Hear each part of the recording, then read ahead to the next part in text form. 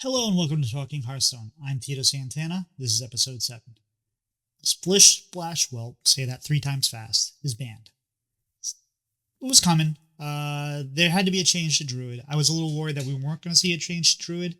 It's been in about 40 or 50% of the games that I've played, and I've played a lot of games, and I am not an abnormality here. Druid was everywhere. It was meta warping, and you had to either try to get under it or play it. And that was not really fun. They had to make an adjustment. This is kind of a good adjustment because while Splish Splash Whelp was probably the best card in the deck, it wasn't what drew people to play the deck. It's not like the card that you're like, oh, I can't wait to play Splish Splash Whelp. People wanted to play Marlin. People wanted to play Dorian. Splish Splash Whelp enabled them to play it faster, and that's what got us here. So I'm glad they did what they did. I'm not looking forward to. I don't want them to kill every deck that's good. I want them to kind of take a measured approach to this in the future, and I'm hoping that we can find a balance of nerfing cards that are outliers, but also while keeping decks that are fun and different still viable. I don't like when neutral cards, and this is a little bit of a tangent here. I don't like when the neutral card win conditions are what we see all the time because you have something like Sire Denathrius or Astalar, Reno Jackson that you see over and over again, no matter what deck you're playing against. Those are the kind of things that I kind of hope they shy away from. Because if a deck is good and there's an interesting win condition or it beats you in a certain way, and the next deck you play is a different way to win, and there's a lot more variety out there, I think that's kind of where the meta is fun. Now, when you have a nice balanced meta like that, where there's lots of different decks and people are playing different things, that makes it harder to climb, at least in my opinion, because you can't kind of take advantage of the matchups that you're finding and really kind of expose something that you see. And if you're seeing a lot of Druid and you have a good deck that can get under it, you can kind of farm it to get ranks easier. That's a lot harder to do when you have a variety of decks you can play in a meta. But I still think it's better when it's more balanced. It's more fun when it's more balanced, and you have different win conditions. So Splish Splash Whelp will be back. If you're a Druid enjoyer, you'll be able to play with it again. If you are a Druid enjoyer, shame on you. I'm just kidding. You gotta like what you like. If you have fun playing with your playing, no one should ever tell you that you shouldn't play a deck. If you like it, play it. If it's there, have fun. That's what card games are about. It's about having fun, and they will make changes if your deck needs to come in line. So take advantage of it while you can. Enjoy it. So for me, the climb has been a little difficult. I have been mostly playing Haywire Rogue, although I'm starting to sprinkle in a little bit more of the buff paladin we're going to talk about today.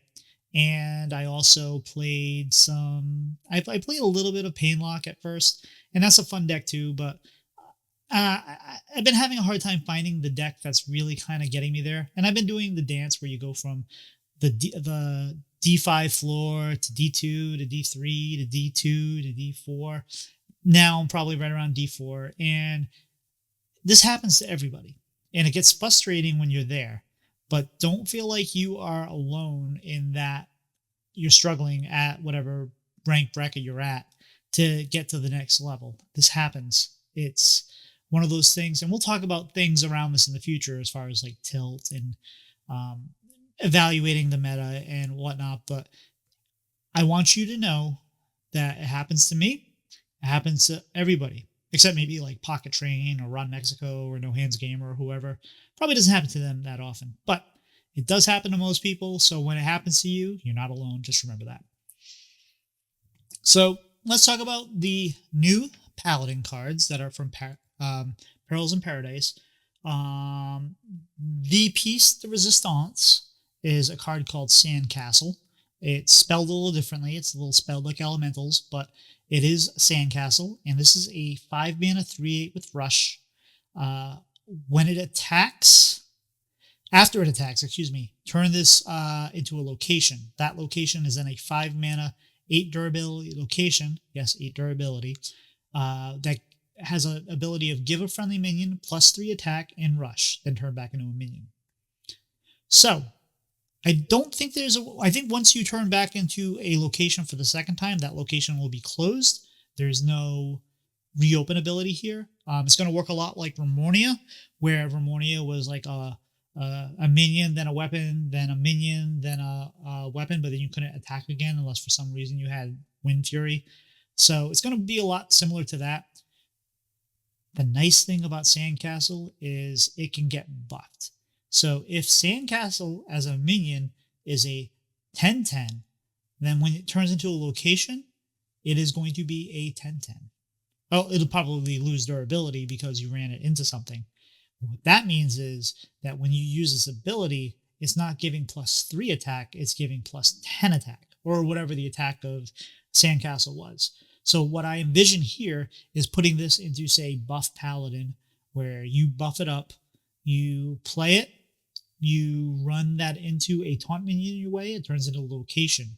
You play out your South Sea Deckhand, you buff your South Sea Deckhand, then the Sandcastle turns back into a minion, you run that back into any other taunts that might be in your way, and then you send that Deckhand or whatnot face.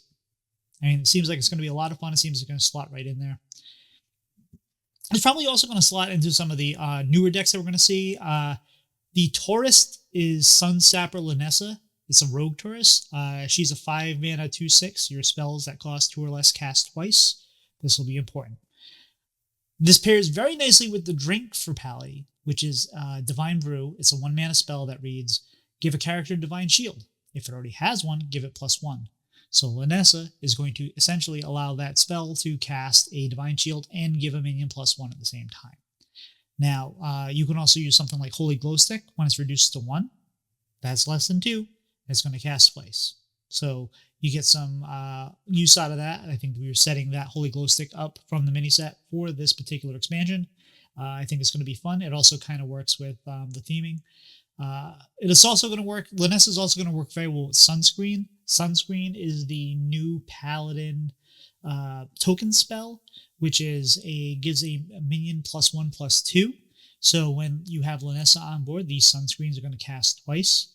How do you get sunscreens? There's an aura that you have. It's a 1-mana aura called Life Saving Aura, which is a 1-mana at the end of your turn. Get a sunscreen for 3 turns. And you also have the weapon of Volleyball, which is a 3-mana 3/2 weapon that gives you a sunscreen after you attack. Sea Shanty is a 10-mana spell for Paladin that summons 3 5/5 pirates. Now, 3 5/5 pirates for 10 mana is not very exciting. It doesn't seem like it's going to do a lot. But this spell costs 1 less for each spell cast on a character this game. And remember, when you cast Linessa, the effect's not doubled, the spell is cast twice. So every time you cast a sunscreen with Linessa on board, you are getting 2 cost reduction on Sea Shanty. So I think that's going to work out very nicely. I think we're going to see some of that because I think a 10 mana summon 3 5/5 pirates, not good. 4 mana summon 3 5/5 pirates, that sounds a lot better. I'm not sure why we kind of are pairing pirates and sunscreen. That's not really something I put together except for the beach, but whatever, we'll take it. Also remember that mage will tourist into paladin. So that means they are getting Sea Shanty, which means they are also going to have the opportunity to get 3 5/5 pirates, and they are not necessarily cheating they're not targeting things as much as we are. Remember, target characters for this. Excuse me. Let me back up a little bit here. For Sea Shanty, it costs 1 less for each spell cast on a character. This means your opponent. This means your face. This means minions. So you're going to be able to discount this by sending damage face. It's going to be nice. But with Mage, they have some big spell synergy. So I think we're still going to see Sea Shanty in a Mage deck at some point, but I think it's going to be a little different, played a little differently than trying to get it reduced down to, free or 0 or 1 or 2 or 3, whatever it might be. The final card I want to talk about is Grill Master. I'm surprised it's not Grill Master, but it's a 4-mana 3/4 with Battle Cry. Draw your lowest cost minion. Death Rattle. Draw your highest cost minion.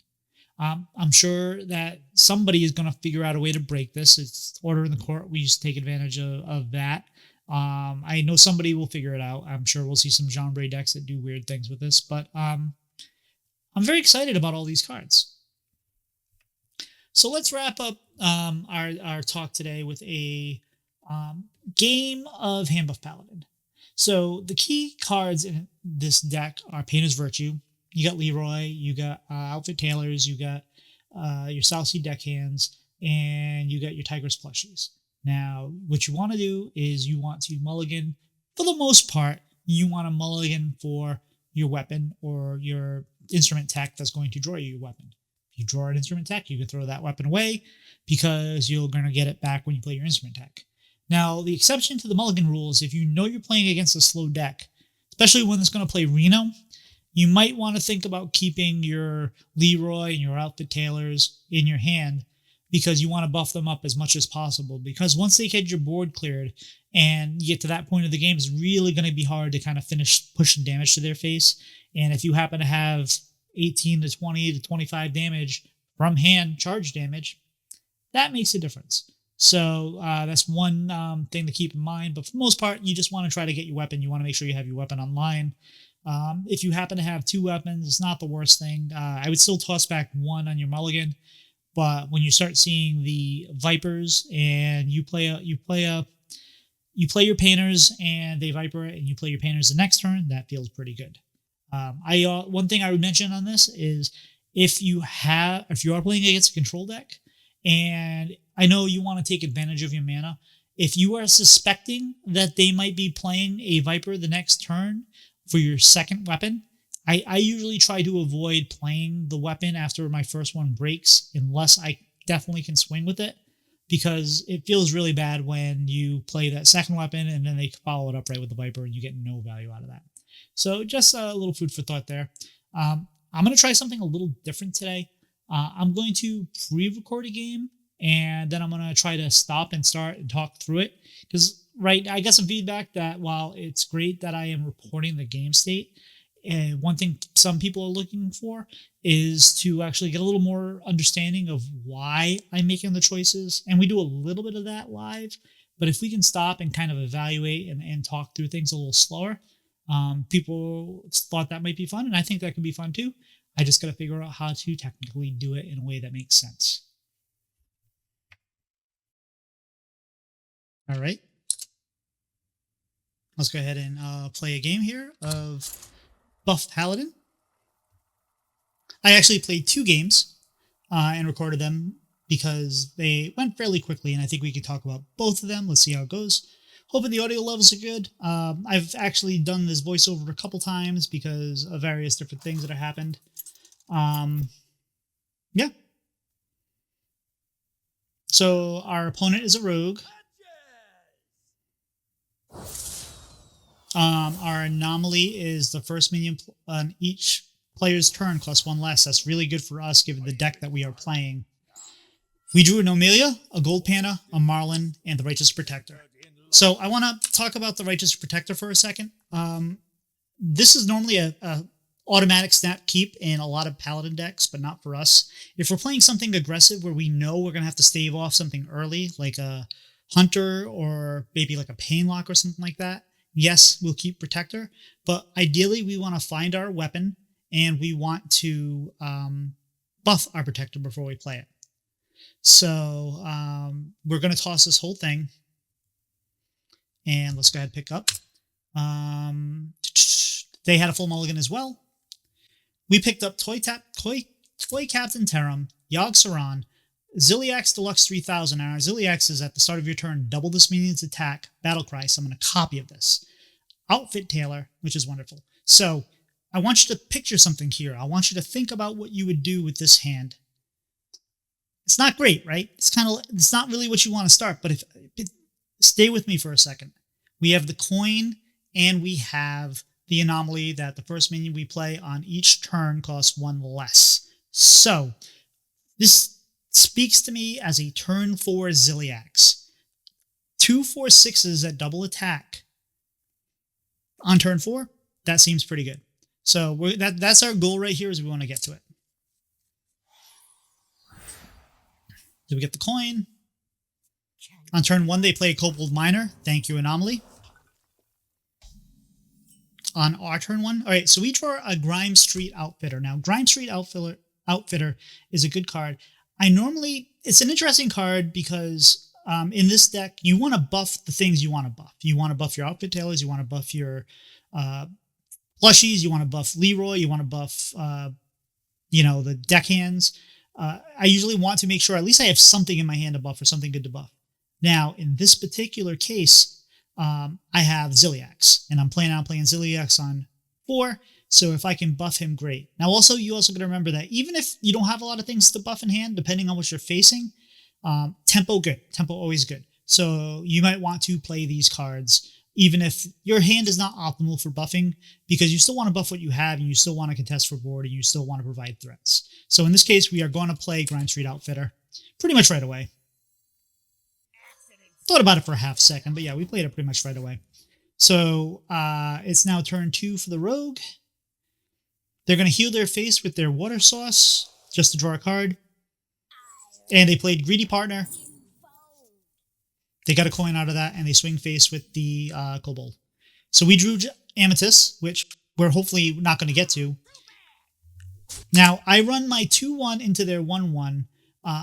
Ideally, I would just go face, but for 2 reasons you want to clear the Kobold, in my opinion. 1, Rogue Shenanigans. They can bounce it, they can play it again, they can further their Excavate plan. But 2, I'm planning on next turn playing my Ziliax, the turn after playing my Ziliax. So I want as little on the board as possible. I want to protect them, and by protecting them now, by clearing extra minions, it's going to help me.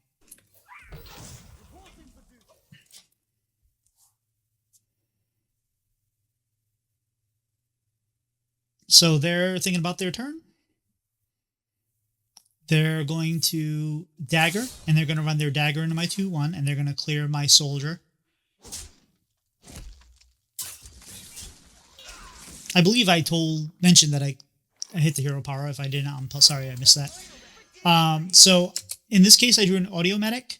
Now, the Audiomedic costs 1 because of the anomaly, so I hero powered and played the Audiomedic. The reason why I did this is because I want to clear their 2-2 again, because I want to protect my Ziliax. And I want to have Lifesteal because why not? I don't really have anything else to play on this turn, so Hero Power, Audiomedic felt like the right play.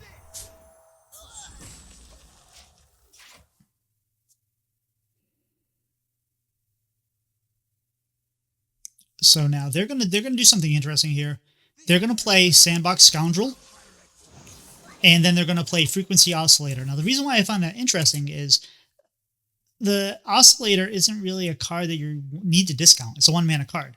I think what they're planning is, in whatever they have in their hand, is they're trying to set up for some kind of Sonya shenanigans where they can play Sonya, play the miniature of the Sandbox Scoundrel, play some other cards, play it again, or something. They're planning on doing something with the 1-mana minion versus whatever, so I think that's what they're doing. So we're happy with this. So now we're seeing it coming up on turn 4. We're anxiously highlighting over our Ziliax because we cannot wait to play it. So they swing into my Audiomedic with their Dagger, and then they pass the turn. So we're not hesitating. We're going to coin out that Ziliax. We're going to run our Soldier into their 2-1. So now they have a 4-3 on board. We have a 5-7 and a 5-7. Both are going to double their attack, and they have to deal with this. Good luck.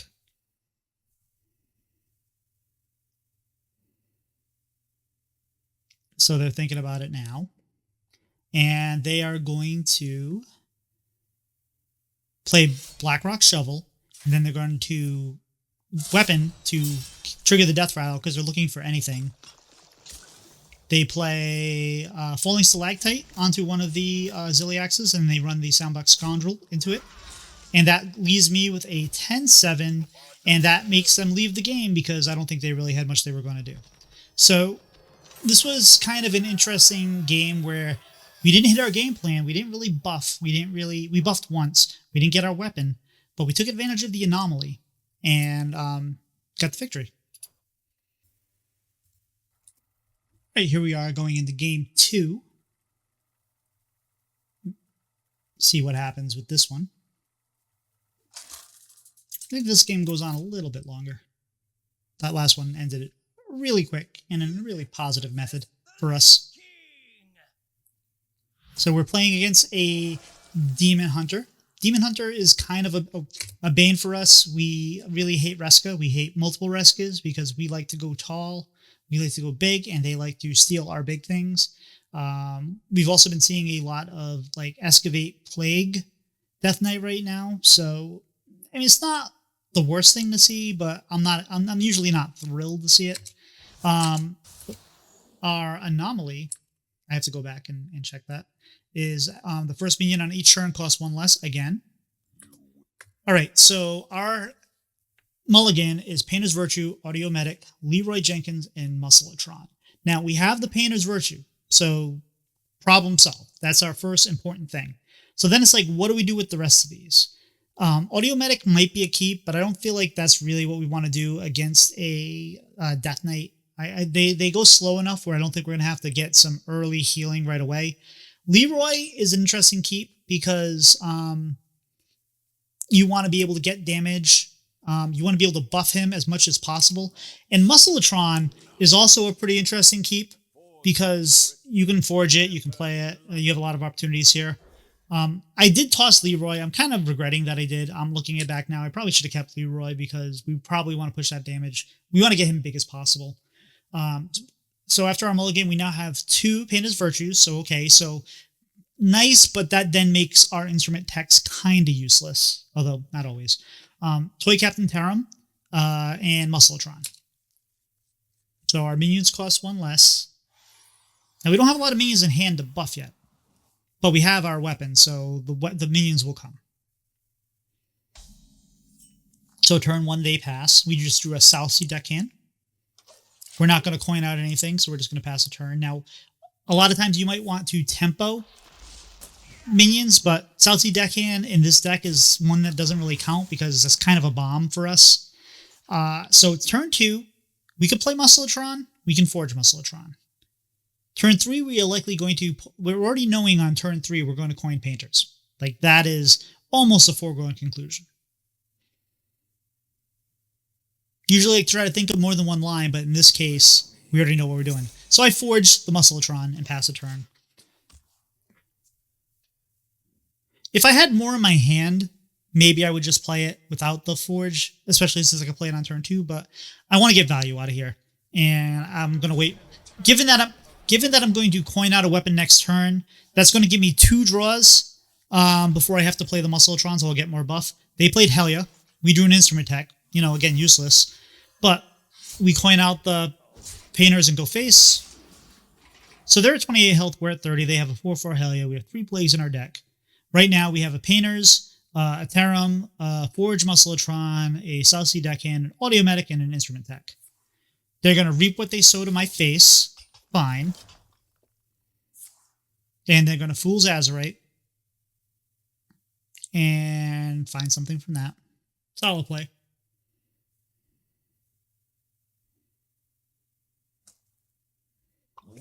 And play a 0 mana Miracle Salesman, and then a Stereo Totem. I do not like seeing that totem, because we don't want them buffing. They got the totem off of the Fool's Azurite. So we just drew a Righteous Protector. I am now worried about that Stereo Totem. Maybe more so than I should be, but I think I have a solution for it. I'm going to swing into the 2/2, the Miracle Salesman, and now I'm going to play Muscletron. My Muscletron is now a 4/6.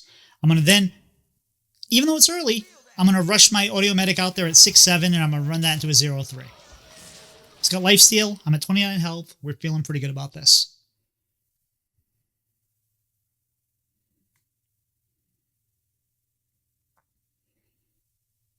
So we have 12 damage on board. They have 4. They're at 28 health. We're at 29. We have one more swing of our weapon, but we also have another weapon in hand. So we're feeling pretty good.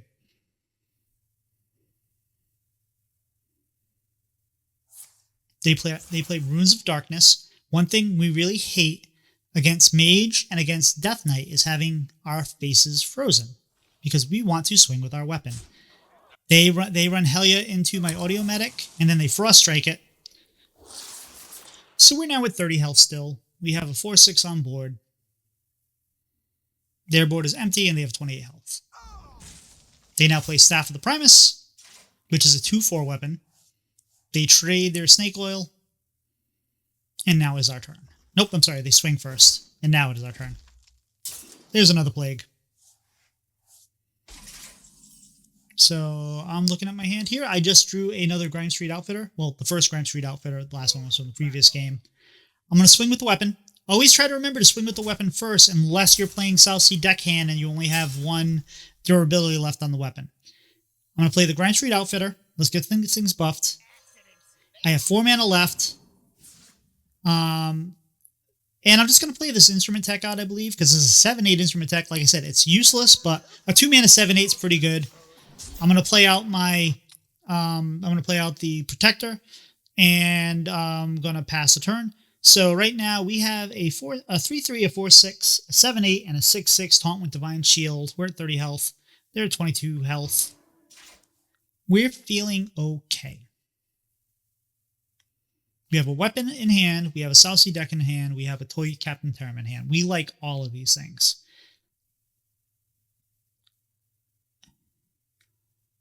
We want to become a problem for them early. That's really what we want to do, because the longer they go in the game, the more control-y tools they have. They have their Titan, the Primus. They have Reska. Reska just drives me nuts when I play this deck. I have to, and I always forget to plan around it. You think I'd be better at it by now, but I'm not. So they run their Ghoul into my Divine Shield, and then they play out Burrow Buster and run that into Divine Shield. Swing at my face, give me another Plague. I now have 14 damage on board. I'm doing math right here. And you know what? I'm just going to Painter's Virtue. Yep. I think we have lethal because we have an 8/7 South Sea deck in hand. That's going to be 9/8. So we play our Painters. We swing face. We play out the deckhand, and we ship all our damage to face, and it is 3 more damage than we needed. Easy peasy, lemon squeezy. You can follow me on Twitter and Twitch at Tito Santana HS. If you are listening to this today on July 9th, you can tune into my stream, Tito Santana HS, on twitch.tv. And you will be able to see me do some co-op with Draco Cat, the demon hunter extraordinaire, who has been on a hiatus from Hearthstone while he's been playing some Warcraft and doing some other things. So it'll be a nice opportunity to see him again. It's been a while. But anyway, guys, I'm done talking. Have a great day.